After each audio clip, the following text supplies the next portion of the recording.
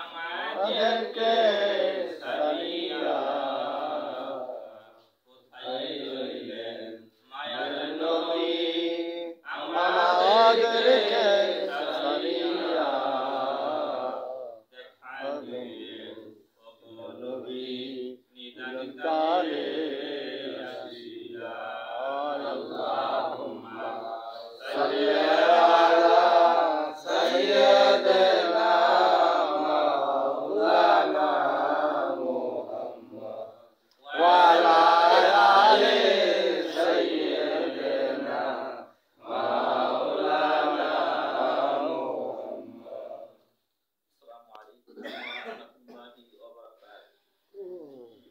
রাসূল আসার আগ মুহূর্তে যখন একটা যুগ চলে গেছে যেটাকে বলা হয় জাহেলিয়াতের যুগ, এই যুগটা যখন ছিল তখন মানুষ অনেক ধরনের খারাপ কাজ করত। তখন আল্লাহ তাআলা তার হাবিবকে দুনিয়াতে প্রেরণ করলেন। দুনিয়াতে প্রেরণ করলেন আমাদের হেদায়েতের জন্য। আল্লাহ তাআলা বলছেন যে আমি রাসূলকে দুনিয়াতে হেদায়েতের নূর হিসেবে আমি দুনিয়াতে তাকে প্রেরণ করছি। সে কি করছে? আমাদেরকে দাওয়াত করছে। কিসে? কালেমা আল্লাহ তাআলা আনুগত্যের দাওয়াত করছে। যখন রাসূল আকরাম সাল্লাল্লাহু আলাইহি সাল্লাম দুনিয়াতে আসছেন, আসার পরে যখন উনি চলে গেছেন তখন কি নবীর যে দুয়ার সেটা বন্ধ হয়ে গেছে। এইরকম একটা মজলিসের মধ্যে রাসূল আকরাম সাল্লাল্লাহু আলাইহি ওয়াসাল্লাম বিস্তৃত আলোচনা করতেছিলেন। এমন সময় কোন এক সাহাবা রাসূল আকরাম সাল্লাল্লাহু আলাইহি ওয়াসাল্লামকে প্রশ্ন করতেছেন, ইয়া রাসূলুল্লাহ, মানুষ তো মরণশীল, প্রতিটা মানুষের কি মৃত্যু হবে, আপনি তো কোনো সময় এই দুনিয়া থেকে চলে যাবেন, আপনি যখন চলে যাবেন আমরা কি নিয়ে থাকবো? আমরা তো কি নিয়ে থাকবো বা কার অনুসরণ করবো? তখন উনি বলতেছেন যে আমি যখন থাকবো না, আমি চলে যাওয়ার পরে আমার কিছু ওলি আল্লাহ আউলিয়া কেরাম আছে যারা দুনিয়াতে থাকবে, যারা সৃষ্টির জন্ম লগ্ন থেকে শুরু করে সৃষ্টি শেষ পর্যন্ত থাকবেন, তাদের আবির্ভাব হইতে থাকবে। তারা কি করবেন? এই ইসলামের দাওয়াত দিবেন। নবীর রাস্তা শেষ, তারপরে কি হবে? খেলাফতের যুগ শুরু হয়ে যাবে। তারা কি করবে? খেলাফতের মাধ্যমে তার দ্বীনকে প্রতিষ্ঠিত করার চেষ্টা করবে, আমার দ্বীনকে বাঁচিয়ে রাখবে। এখন এর মধ্যে কথা হচ্ছে যে আমরা যে বাঁচবো, দুইটা দল আছে এখানে। যেমন আমাদের দেশেতেও দুই ধরনের লোক আছে, আমাদের তরিকতের ইয়েতেও দুই ধরনের ব্যক্তি আছে, আবার শরীয়তের ইয়েতেও লাইনেও দুই ধরনের ব্যক্তি আছে। তারা দুইটা গোত্রের অনুসরণ করে থাকে। সেই জন্য ওই প্রশ্ন যখন ওখানে আসলো, আসার পরে রাসূল আকরাম সাল্লাল্লাহু আলাইহি ওয়াসাল্লাম প্রশ্ন করে বলে দিলেন, যারা কি করবেন? আহলাল বাইত, যারা আমার আহলে বাইআতের অনুসরণ করবে তারাই সুপথ প্রাপ্ত। এর কারণেই আল্লাহ তাআলা এই একটা আয়াত আলা ইবনে আউলিয়া যে আয়াতটা বলে থাকি আমরা, সূরা ইউনূসের যে আয়াতটা বলে থাকি, এই আয়াতে কারিমাটা আল্লাহ তাআলা নাযিল করেন। এবং কি এর ব্যাখ্যাতে অসংখ্য হাদিস আহলে বাইতের নিয়ে কি আছে? অসংখ্য হাদিস আছে। রাসূল আকরাম সাল্লাল্লাহু আলাইহি ওয়াসাল্লাম বলছেন যে আহলে বায়াত হচ্ছে এরকম নূহ আলাইহিস সালামের নৌকার মতো। নূহ আলাইহিস সালামের নৌকার মতো যারা ওই আহলে বায়াতে অংশগ্রহণ করে, তারা কি নূহ আলাইহিস সালামের নৌকাতে যারা ছিলেন তারাই কি ছিলেন? সেফ ছিলেন, আল্লাহ তাআলার আনুগত্যের দিকে তারা ছিলেন। এবং কি যারা তার বাইরে ছিলেন তারা কি হচ্ছে? ধ্বংস হয়ে গেছেন। সেজন্য বলছেন যে সেটা হচ্ছে নূহ আলাইহিস নৌকার মতো, যারা আহলে বায়াতের সদস্য তারা হচ্ছে সেফ জোনে। সেজন্য আমাদের জন্য অনেকটাই সহজ পথ, আমরা অনেকটাই সেফ জোনে আছি। কেননা আমরা সবাই কি করছি? কম বেশি কোন পীরের কাছে বায়াত দিছি, আহলে বায়াতের সদস্য দিছি।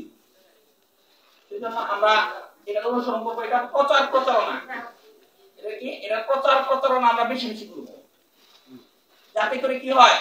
সকল মানুষ যেন হইতে কোরআনের একটা আয়াতের মধ্যে বলছে যে তোমরা কি হয় না, মুসলমান না হয়ে, মুমিন মুসলমান না হয়ে কি হয় না, কবরাইছো না। সেই জন্য যখন আমরা এটার প্রচারণা বাড়িয়ে দিব, তখন প্রতিটা মানুষ মুমিন মুসলমান হয়ে কি করবে? মৃত্যুবরণ করবে। সেজন্য আমাদের কাজ রাসূলের যাওয়ার পর থেকে প্রতিটা মুসলমানের দায়িত্ব হচ্ছে তার দ্বীনকে প্রচার করা। সে যা জানবে, তার দ্বীন সম্পর্কে যা জানবে সেটাকে প্রচার করা। সেজন্য আমাদের আহলে বায়াতের যে অনুসরণ করা এটা খুবই জরুরি। এটাকে মানুষের মাঝে কি করা? প্রচার করা। প্রচার করলে পরে কি হবে? যে সমস্ত মানুষগুলো অন্ধকারে এখনো নিমজ্জিত আছে তারা কি হবে? সঠিক একটা পথ পাবে।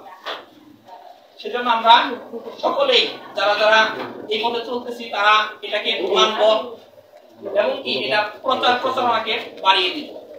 আর আমরা রাসূল আকরাম সাল্লাল্লাহু আলাইহি ওয়াসাল্লামের শানে দরুদ পড়তেছি। দেখেন, নামাজ হচ্ছে আমার জন্য, রোজা আমার জন্য। আল্লাহ তাআলা এত ইবাদত সৃষ্টি করেছেন, সমস্ত ইবাদত আল্লাহ তাআলার জন্য। কিন্তু যে দরুদ পড়তেছি এটা শুধু খাস, শুধু তার জন্য না, আমার জন্য না, সমস্ত সৃষ্টির জগতের জন্য। এবং কি এটা আল্লাহ তাআলা নিজের জন্য, এটা তাআলা নিজের ইবাদত। কেন বলছেন? আল্লাহ তাআলা বলতেছেন যে আমি কি করি? আমার রাসূলের প্রতি দরুদ পড়ি। আমি যে এক আয়াতে কারিমা তেলাওয়াত করেছি সূরা আহজাবের 56 নম্বর আয়াত তেলাওয়াত করছি, এখানে বলতেছে আল্লাহ তাআলা কি আমি রাসূলের প্রতি কি করি? দরুদ ও সালাম পেশ করি। এই আয়াতে কারিমা নিয়ে অনেকেরই অনেক দ্বিধাদ্বন্দ্ব আছে যে দরুদ কারা পড়ি, এরকম আছে না? কেন আছে? দেখেন, দরুদ আমরা এই জন্যই যারা তরিকতের মানুষ তারা দরুদকে এত প্রাধান্য দেই। কেন না? এত ইবাদত থাকার পরে আল্লাহ তাআলা কোন ইবাদত করে না, কিন্তু তার হাবিবের প্রতি সে দরুদ পড়ে। রাসূল আকরাম সাল্লাল্লাহু আলাইহি ওয়াসাল্লাম এরকম একটা মজলিসে বসা, তখন প্রশ্ন করা হলো যে ইয়া রাসূলুল্লাহ, আপনি যখন থাকবেন না তখন আপনার কাছে দরুদ কিভাবে পৌঁছবে? তখন বলল যে আমি যখন থাকবো না দুনিয়াতে তখন আল্লাহ তাআলা আমার এই দরুদকে পৌঁছে দেওয়ার জন্য কিছু ফেরেশতা, শুধু তাদের কাজ থাকবে এই আসমান এবং জমিনের মধ্যে শুধু ঘোরাফেরা করা, আমার দরুদকে আমার কাছে পৌঁছে দেওয়া, তাদের কাজই শুধু এই। তখন বলতেছে আরেক সাহাবী বলতেছে ইয়া রাসূলুল্লাহ, এই ফেরেশতার তো মরণ হবে, এই ফেরেশতার তো মরণ হবে একদিন। তখন রাসূল বলতেছে হ্যাঁ অবশ্যই ফেরেশতার মরণ হবে। জিবরাইল আলাইহিস সালাম তার মরণ হবে। যখন কোনো কিছুই থাকবে না তখন আপনি দরুদ কিভাবে পড়বেন?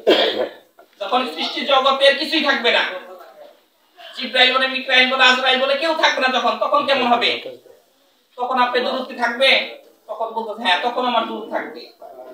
তখন আমি আমার আল্লাহ তাআলা থাকবো, যিনি যে আল্লাহ যিনি স্রষ্টা, তিনি আমার প্রতি কি? তিনি আমার প্রতি দরুদ পড়বেন। তাহলে দেখেন কত বড় একটা ইবাদত। এখন বিষয় হচ্ছে যে আমরা যার কারণে তরিকতের মানুষ যারা তারা এটাকে এত বেশি প্রাধান্য দিই। আর কি জন্য? আল্লাহ তাআলা তাকে তো সম্মান দিতেছে, আমরা যদি তাকে সম্মান না দেই আল্লাহ তাআলার কোথাও কমতি হবে, রাসূলের কোথাও কমতি হবে? কোথাও কমতি হবে না। সেজন্য কি যেখানে আল্লাহ তাআলা করতেছে সেখানে আমার জন্য এটা কি বেশি বেশি পড়া, এটা আমার জন্য জরুরি হয়ে গেছে। সেজন্য আমরা কি করব? এটা বেশি বেশি পড়বো। এখন কথা হচ্ছে যে আমরা যে আঞ্চলিক ভাষাতে, যেমন আমি কিছু ছন্দের মাধ্যমে কি করছি? দরুদ তেলাওয়াত করছি, তাই না? দরুদ হচ্ছে রাসূলের জীবন বৃত্তান্ত নিয়ে আলোচনা করা, রাসূলের আবেগ নিয়ে আলোচনা করা। আমি যেটাই বলছি না কেন, যে কথাগুলাই বলছি না কেন, আমার আবেগ দিয়ে রাসূলকে পাওয়ার যে আকাঙ্ক্ষা সেটা আমি প্রকাশ করছি। কি জন্য? রাসূলকে না পাইলে পরে কি যাবে না? আল্লাহকে পাওয়া যাবে না। সেজন্য আমার যতটুকু আবেগ আছে আমি তাকে আমার আবেগ দিয়ে ভালোবাসার চেষ্টা করছি। সেজন্য আমার আবেগটাকে আমি এখানে ফুটিয়ে তুলছি। যখন আল্লাহ তাআলার দরবারে দোয়া করা হয়, কোন ব্যক্তি দোয়া করে তখন তার আবেগ দিয়ে দোয়া করে। মুসা আলাইহিস সালামের উপরে যখন কিতাব নাযিল হয় তখন বিভিন্ন ভাষাতে ওই কিতাবের কিছু আয়াতে কারিমা আসে। যে আয়াতে কারিমাগুলো কি করতে পারে না, মুসা আলাইহিস সালাম বুঝতে পারেন না। তখন মুসা আলাইহিস সালাম আল্লাহ তাআলার কাছে আরজ করলেন যে হে আল্লাহ, আমি তো যে সমস্ত ভাষা আমার উপর আসতেছে এই ভাষাগুলো আমি বুঝতেছি না, এই ভাষাগুলো আসতেছে এই ভাষাগুলো আমি বুঝতেছি না। তো আপনি আমাকে আমার যে নিজস্ব একটা ভাষা আছে এই ভাষাতে আপনি কথা বলেন। তখন আল্লাহ তাআলা কি করলেন? তার যে আঞ্চলিক ভাষা ছিল হিব্রু ভাষা, সেই ভাষাতে কি করলেন? তার যে কিতাব সেটাকে আল্লাহ তাআলা নাযিল করলেন। সেজন্য আমরা যেহেতু বাঙালি, আমার যে মনের ভাব, আমার যে আবেগ, সেই ভাষা দিয়ে আমরা কথা বলি। আরবিয়ান যারা তারা তাদের ভাষাতে কথা বলে। সেজন্য সেজন্য এটা আমাদের জন্য খুবই জরুরি। রাসূলের মহব্বত না থাকলে পরে কিছু নাই, আপনি ইবাদত বندگی যাই করেন না কেন কোনো কিছু লাভ নেই। সেজন্য রাসূলের মহব্বত পয়দা করা। নামাজ পড়বেন, কালকে একটা নতুন একটা হাদিস পড়লাম, মিশকাত শরীফের একটা হাদিসের মধ্যে বলতেছে দুনিয়াতে এরকম একটা মজলিসে আব্বাস রাদিয়াল্লাহু আনহু বলতেছেন, আনহুকে বলতেছেন রাসূল আকরাম সাল্লাল্লাহু আলাইহি সাল্লাম, হে আব্বাস তুমি কি জানো দুনিয়াতে এমন একটা আমল আছে যে আমলটা আমি জানি তোমরা জানো না, এমন একটা আমল সম্বন্ধে তোমাদের বলবো? তখন আব্বাস রাদিয়াল্লাহু আনহু বলতেছে যে হ্যাঁ ইয়া রাসূলুল্লাহ আপনি বলেন এমন কি আমল আছে? এমন একটা আমল আছে যেটা কি নামাজ, রোজা, হজ, যাকাত সমস্ত কিছু থেকে উত্তম। তখন বলছি ইয়া রাসূলুল্লাহ সেই আমলটা কি? নামাজ যেটা আমাদের জন্য ফরজ, রোজা আমাদের জন্য ফরজ, হজ আমাদের জন্য ফরজ, যাকাত আমাদের জন্য ফরজ, এর থেকেও আমাদের জন্য ভালো আমল আছে, সেই আমলটা কি? তখন রাসূল আকরাম সাল্লাল্লাহু আলাইহি ওয়াসাল্লাম বলতেছেন যে সেই আমলটা হচ্ছে কি, একটা ভাই, তারা দুইটা ভাই কি করছেন, রাগারাগি কইরা দুইটা ভাই বসা করে রইছেন, তাদেরকে মিটিয়ে দেওয়া। দুইটা ভাই রাগান্বিত হয়ে গেছে, তারা আলাদা হয়ে গেছে, তাদেরকে কি করা, মিটিয়ে দেওয়া। বুখারী শরীফের প্রথম হাদিস, বুখারী শরীফের প্রথম হাদিস, ইসলামের ভিত্তি পাঁচটা এটা আলোচনা করলাম। তার যে পরে যে হাদিসটা সেটা হচ্ছে কি, ওই যে ভাই বলল একটু আগে, এক মোল্লা বলছিল যে গান করেন, তখন বলছিল মুসলমান, আপনারা কি মুসলমান? মুসলমানের প্রথম কাজ হচ্ছে কি করা, প্রথম হাদিস এই ভিত্তির পরে প্রথম যে হাদিসটা সেটা হচ্ছে কি, এক মুসলমান আরেক মুসলমানকে দেওয়া দেখা মাত্রই কি করবে, সে সালাম দিবে। ফজিলত কি? ফজিলত হচ্ছে যিনি আগে সালাম দিবেন ওনার জন্য আল্লাহ তাআলা জান্নাতের মধ্যে একটা ঘর নির্মাণ করে দিবেন। এর উপর একটা হাদিস, হযরত আলী রাদিয়াল্লাহু আনহু তাআলা উনি নিয়মিত আবু বকর সিদ্দিককে কি করতেন, সালাম দিতেন। তো আলী রাদিয়াল্লাহু আনহু তাআলা উনি একদিন সকালে নামাজের পর, ফজরের নামাজের পর উনি হালকা নিদ্রায় গেছেন। যাওয়ার পরে উনি স্বপ্নে দেখতেছেন যে জান্নাত ওনাকে দেখানো হইতেছে, সেই জান্নাতের ভিতরে কিছু এক্সট্রা ঘর, আলাদা আলাদা ঘর। তখন ওই ফেরেশতাকে জিজ্ঞেস করতেছে যে এই যে কিছু ঘর দেখা যাইতেছে, এই ঘরগুলা কি জন্য, এটা কাদের জন্য? তখন বলতেছে এই ঘরগুলো হচ্ছে তাদের জন্য যারা দুনিয়াতে প্রথম সালাম দিবেন, তাদের জন্য আল্লাহ তাআলা স্পেশাল করে এটা তৈরি করছেন। তখন ওনার ঘুম ভেঙে যাওয়ার পরে উনি চিন্তা করছে যে না, তো আমি তো প্রতিদিন তাহলে আবু বকরের সালাম দেই, তাহলে তো ঘরের মালিক একটা আমি, তাহলে আবু বকরের সাথে দুনিয়াতে চলি, তার সাথে যদি আখিরাতে যেতে না পারি, জান্নাতে যদি একসাথে না থাকতে পারি, তাহলে কেমন বন্ধু হইলাম? সে কি করছেন, সে আবু বকর যখন আসছেন সে তাকে সালাম দেন। সে কষ্ট পাইছে, সে বয়োজ্যেষ্ঠ ছিল, তাকে সাহাবীদের মধ্যে বয়োজ্যেষ্ঠ, তাকে সালাম দেন, এটা তার পরে কষ্ট।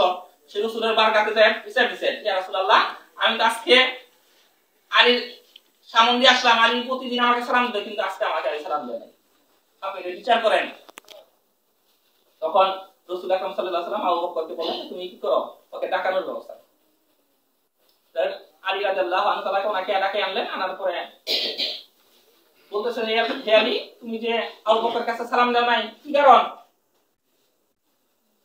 তখন বলছে ইয়া রাসূলুল্লাহ আমি তো আসলে ওনাকে সালাম দেই নাই বা ওনাকে অসম্মান করে সালাম দেই এরকম না, ওনাকে সালাম এই জন্য আমি দেই নাই কেননা আমি আজকে ফজর পড়ার পরে আমি যখন একটু নিদ্রায় গেছি তখন আমি একটা স্বপ্নে দেখছি।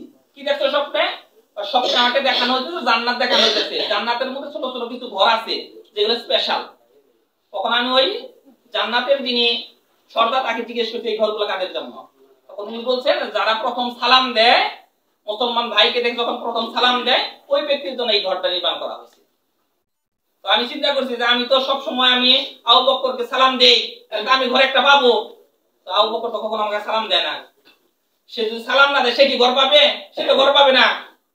যার কারণে আমি কি করছি আজকে ইচ্ছা করে সালাম দেই না, সে যার কারণে কি সে যেন আমাকে সালাম দিতে পারে। আর সে যদি সালাম দেয় সে তো একটা ঘরের মালিক হবে, আর সে যখন একটা ঘরের মালিক হবে তার পাশের ঘরের মালিক তো আমি হবো, তাহলে তার সাথে আমার সাথে দেখা হবে। সেই জন্য যে আমরা রাসূলকে মহব্বত করব বেশি বেশি, এবং কি আমাদের যারা ভাই আছে তাদেরকে বেশি বেশি মহব্বত করব, জাকের ভাই যারা আছে তাদেরকে বেশি বেশি মহব্বত করব। আছে? তাতে কি হবে? তাতে আমাদের ঈমানের শক্তিটা, ঈমানি জাজবাটা বাড়বে এবং কি মানুষের মাঝে আমাদের উপস্থাপনাগুলা আমরা ভালো করে করতে পারবো। আমাদের যে প্রচারণাগুলা, আপনি যদি আহলে বায়াতের অনুসরণ না করেন, আপনি কখনো চিন্তা করবেন আপনি নামাজ পড়ছেন কোনো কাজে লাগবে না, রোজা করছেন কোনো কাজে লাগবে না, হজ কোনো কাজে লাগবে না।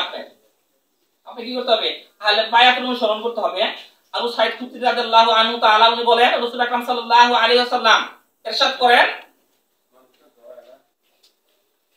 আহলে বায়াত এবং কি আনসারী যারা, এইটাই হচ্ছে কি রাসূল আকরাম সাল্লাল্লাহু আলাইহি ওয়াসাল্লাম অন্তরঙ্গ বন্ধু। আহলে বায়াত এবং হচ্ছে কি আনসারী যারা, তারা হচ্ছে কি রাসূল আকরাম সাল্লাল্লাহু আলাইহি ওয়াসাল্লাম অন্তরঙ্গ বন্ধু। সেজন্য আমরা কি চাই না যে রাসূলের অন্তরঙ্গ বন্ধু হওয়ার জন্য, তার অনুসরণ করার জন্য? অবশ্যই চাই।